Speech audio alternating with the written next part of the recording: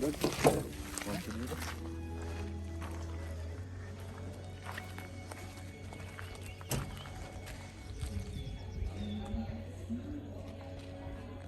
mau bagiin HiC 1000 dulu ya kayak. Nanti kita mau bikin video explorer sama HiC 1000. Jadi nanti botolnya ditunjukin ya kak.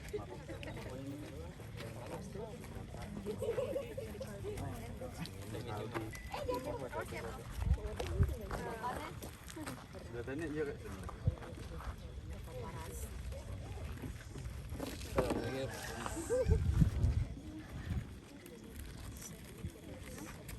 Ada lagi belum dapat? Oh, udah.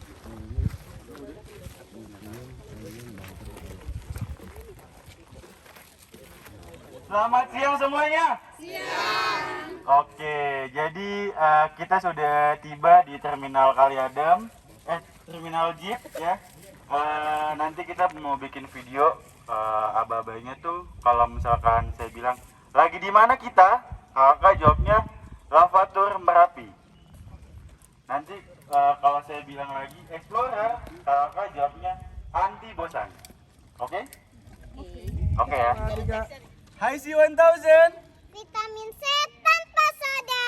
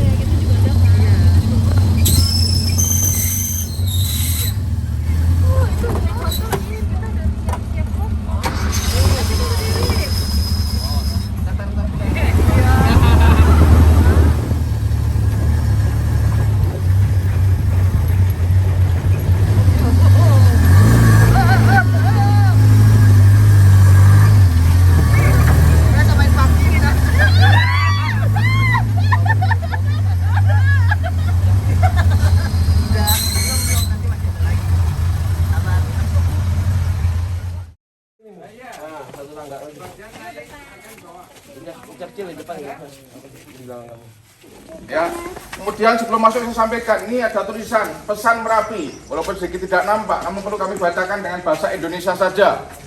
Pesan Merapi, saya tidak terkalahkan juga tidak mau dikalahkan.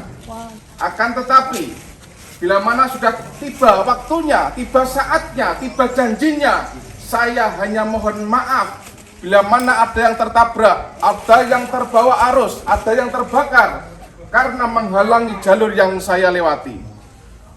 Ini pesan Merapi dikutip pada saat pastinya sebelum awan panas itu keluar dari perut Merapi, sudah mengutarkan yang istimewa, yaitu permohonan maaf terlebih dahulu. Karena saat itu ketika awan panas ini keluar, pastinya akan berdampak mengenai dan banyak korban. Nah, saat itu pun juga awan panas tidak bisa ditawar lagi karena memang sudah waktunya. Dan ketika ini keluar, awan panas pastinya banyak yang menjadi korban dan dikorbankan. Karena jalur itu yang dilewati awan panas memang sudah menjadi jalurnya. Pesan moralnya bagi kita manusia adalah, apapun itu pekerjaan kita, apapun itu tinggi pangkat derajat kita yang menjadi amanah dalam suatu pekerjaan, pastinya suatu saat dikala kita punya wewenang, punya suatu keputusan, pastinya bila mana sudah tiba saat dan waktunya, kita akan mengeluarkan suatu kebijakan dan keputusan karena memang sudah waktunya. Namun pada saat kita harus mengeluarkan keputusan dan kebijakan itu, pastinya ada yang tersakiti dan disakiti karena tidak cocok. Namun memang keputusan itu harus dijalankan, memang karena sudah waktunya. Makanya supaya bisa berjalan dengan selaras dan keadaan apa yang dahulukan permohonan maaf terlebih dahulu. Ini pesan Merapi. Jadi lebih mengutamakan etika, ya, menghormati manusia, bahwa di situ kita adalah sama. Oke, terima kasih. Oke, saya sampaikan di sini, ya, beberapa gambar yang ada di sini. Satu, ini ada jam, ada jam di sini, menunjukkan mati, ya, jam 12 lebih sekian menit. Ini satu bukti, ketika saat itu awan panas masuk ke sini pada tanggal 5 November 2010, ya. Kemudian membakar kawasan sini, awan panas masuk ini ketika pukul jam 12 lebih sekian menit. Jadi ini matinya karena terhenti kena awan panas. Seperti apa awan panas itu? Seperti ini. Ketika Merapi terjadi letupan, ketika malam hari, leleh merah ini yang namanya awan panas. Sampai saat ini masih keluar karena status Merapi saat ini status siaga. Ya. Kecepatan awan panas ini bisa mencapai 200 km per jam. Ya, 200 km per jam. Jadi luar biasa ketika masuk sini terbukti suhu panasnya luar biasa. Jadi sampai gelas, kaca, beling sampai meleot. Ya, sampai meliot terkena awan panas. Kemudian gambar yang di atas ini adalah gambar satu bangunan bunker. Ya, bunker itu tempat untuk bersembunyi, ya, bila mana terjadi letusan dari puncak Merapi. Namun demikian, ketika 2006 saat itu Merapi bergejolak, meletus tahun 2006. Yang keluar bukan hanya awan panas, ya.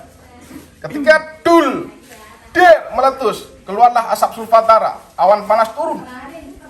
Kemudian 2 orang masuk ke bunker 2006. Tanpa sadar yang keluar dari puncak Merapi bukan hanya awan panas, dengan bersamanya ambrolnya material puncak, kemudian menimbun bunker.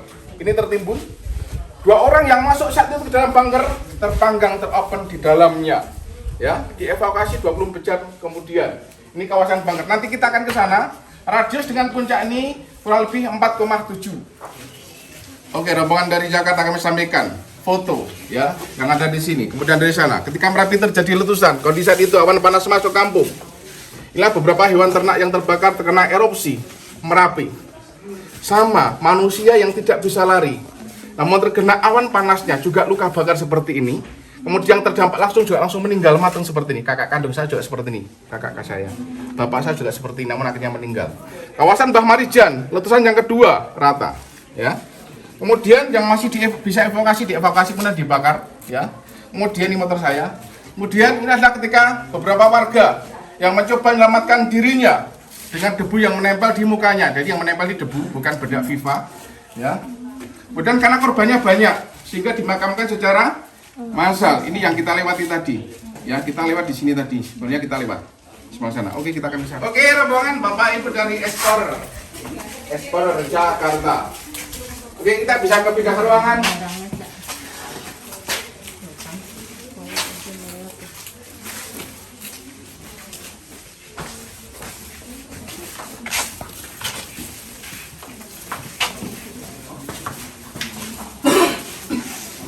Rumah ini diisi oleh beberapa alat budaya maupun perabotan rumah tangga maupun tempat tidur yang terdampak terkena erupsi saat itu, kawannya yang terbakar. Kemudian karena dingin tak lepas dari budaya sehingga masih ada beberapa alat kesenian termasuk gamelan, ada wayang. Kemudian rumahnya habis semua, ya. Semua ini bangunan baru. Kemudian terbakarnya seperti ini. Jadi ini bisa dipakai kembali, dipasang kembali.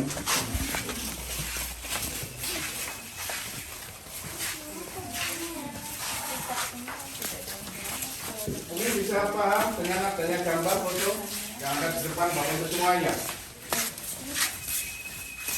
Oke, kami sampaikan, ketika Merapi terjadi erupsi saat itu, asap sulfatara menggelembung ke atas, ya. Kemudian ada langit yang berbentuk kalimat Allah di tulisan langit. Kemudian ketika sulfatara, Merapi meletus turun. Ada berbentuk muka, kerongkongan, ada hidung, mata, rambut, ya. Kemudian ini juga hampir sama. Ini ada hidung, ada mulut, ada mata, ya. Kemudian di kalimat ini juga seperti tokoh pewayangan, Semar, ya. Ini Semar, ya. Ketika Merapi meletus ini asap sulfatnya bentuk seperti semar. Ya, yang dilihat ini jangan saya. Ya. Kemudian ini Petro. Ya. Kemudian ada batu yang namanya batu alien. Nanti kita akan berkunjung ke sana. Batu alien seperti ini ya. Nanti bisa diamati ke sana. Ini ada telinganya, ada mata, hidung, mulut, mata. Ini jidat bisa peci. Nah, ini masuk adalah ke kampung di sana ya. Masuk di sana ini tanpa dipahat, asli. Turunnya bersama dengan awan panas dan letusan saat itu. Kemudian ketika malam hari, ini puncak Merapinya. Malam hari, ini lava pijarnya. Lava pijar ini menyerupai seperti bidadari. Ini kakinya, ini badannya, ini kepalanya, ini tangannya, ya. Jadi seperti diangkat sini kakinya, ya. Ini juga sama seperti tengkorak, ya. Ini ketika Merapi terjadi erupsi. Nah, bahaya Gunung Merapi di pegunungan itu bukan hanya awan panas saja. Pertama, ketika tahun 1982 Mbah Marijan menerima SK dari Keraton Yogyakarta, Sri Sultan Hamengkubuwono ke-9. SK itu kalau keraton adalah surat kekancingan, dikancing, dikunci. Kalau kepegawaian ya, pasti surat kepegawaian, namun di keraton surat kekancingan. Ketika tahun 82 menerima SK, Mbah Marijan sudah punya prinsip. Apapun yang menjadi risiko tanggung jawabku, aku tetap tinggal di rumah. Prinsip. Ketika sebelum Merapi meletus 2010, ketika mau diajak turun sama putranya, mari Pak kita turun karena Merapi sudah berbahaya.